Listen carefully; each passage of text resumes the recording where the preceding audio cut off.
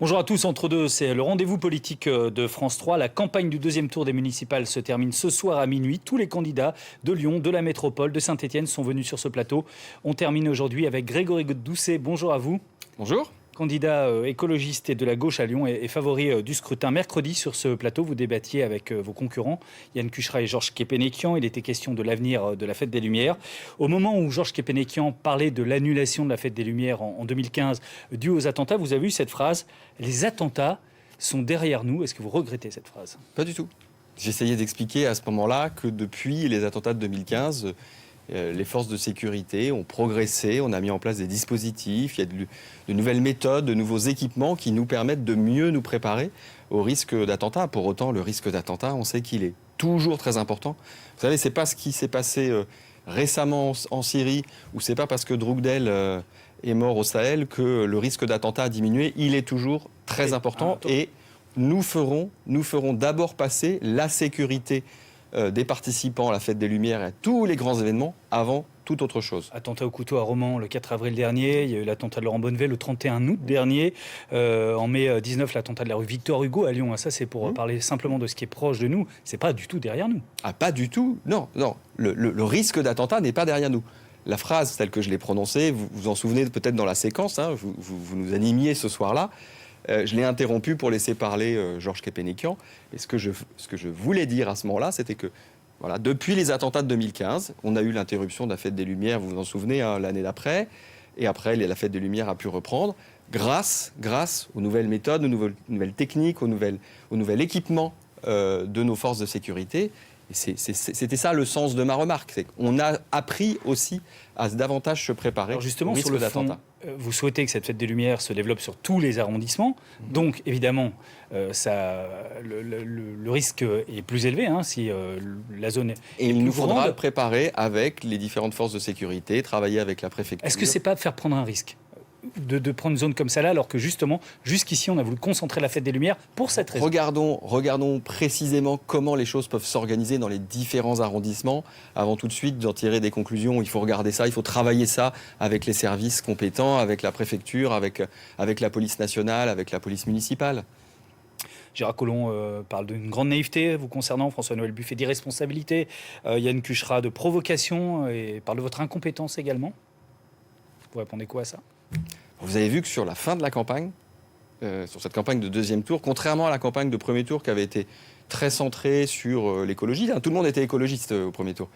Cette campagne de deuxième tour est plus agressive, plus violente. Rappelez-vous aussi qu'on m'a fait dire que j'allais fermer le parc ou le zoo de la Tête d'Or, donc lors du débat auquel vous faisiez référence à l'instant. J'ai pu rétablir la vérité, voilà. Donc entre la caricature et le mensonge, voilà, sur cette séquence de deuxième tour, on a eu le droit un peu à tous les numéros. Alors, il y a eu notamment Bruno Bernard comparé à Hitler par un chef d'entreprise lyonnais, Christophe Marguin qui est candidat, qui traite les électeurs écologistes de connards dans une séquence où il ne pensait pas être filmé. Est-ce que néanmoins, sur Christophe Marguin, qui est restaurateur par ailleurs, est-ce que vous entendez derrière l'outrance quand même une certaine inquiétude de vous voir arriver au pouvoir? Est-ce que vous l'entendez ça? Excusez-moi, mais j'entends d'abord l'outrance. Voilà, on n'insulte personne en politique. Je veux dire, le respect et la bienveillance, pour moi, c'est un principe. Voilà. J'ai en plus demandé, moi, depuis le début de la campagne de premier tour, à l'ensemble de nos candidats, de nos militants, de respecter un principe de bienveillance, voilà, de prendre de la distance par rapport à tout ce qu'on pouvait entendre. Et c'est d'abord ça, moi, qui m'importe. Beaucoup vous présentent comme un inconnu, même si vous êtes quand même largement médiatisé ces derniers jours. On peut quand même redire un mot ou deux sur vous. Vous êtes d'origine parisienne.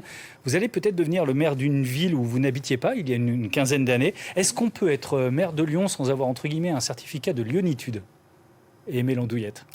Je crois qu'un certain maire qui s'appelait Herriot n'était pas né à Lyon, n'avait pas grandi à Lyon, n'avait pas fait ses études à Lyon, était venu de son propre chef habiter à Lyon pour y travailler, et il en est devenu le maire, et il y est resté assez longtemps, me semble-t-il. En tout cas, il a fait plusieurs mandats. C'est pas ce que je suis en train de vous signifier, bien sûr, mais voilà, il y a plus de 10 ans, j'ai choisi de venir à Lyon après pour raison un certain professionnelle. nombre. Oui, aussi parce que je souhaitais m'installer dans une ville où je pouvais m'enraciner, où où je pouvais élever mes enfants, faire grandir mes enfants avec une certaine qualité de vie. Vous savez, je revenais à l'époque de plusieurs années d'expatriation, de mission humanitaire. Voilà, j'avais aussi envie de me poser et de me poser pour longtemps. Vous rappelez assez souvent que chez Handicap International, vous managiez des équipes de 500 personnes. La ville, c'est 7500 fonctionnaires. Les hospices civils de Lyon, 23 000 personnes, et le maire de Lyon est le président des hospices civils.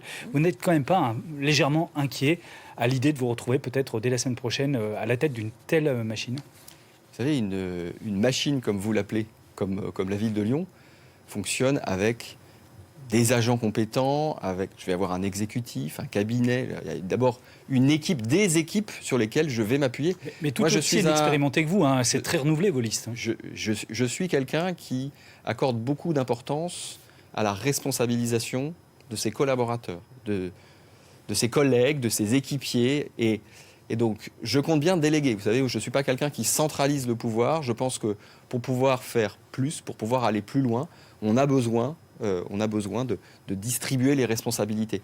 Tout seul, on va parfois plus vite, mais ensemble, on va plus loin. Est-ce que vous pouvez envisager la défaite ou vous considérez au contraire que l'avance du premier tour est irrattrapable ? J'envisage la défaite autant que la victoire. Très honnêtement, je ne considère pas que les choses sont gagnées aujourd'hui. Et on fera campagne jusqu'au dernier moment, jusqu'à vendredi soir minuit. Je vous l'ai dit juste avant, la campagne de deuxième tour, elle a été bien plus virulente, très agressive à certains égards. Vous avez rappelé les différentes outrances qu'on a pu entendre. N'oublions pas aussi que nous sommes dans une période de crise sanitaire et que nous ne savons pas comment les électrices et les électeurs vont réagir. Merci à vous, Grégory Doucet, dernier invité d'avant-campagne. L'émission Entre deux reprendra dès lundi. Et n'oubliez pas la soirée électorale dimanche à partir de 19h.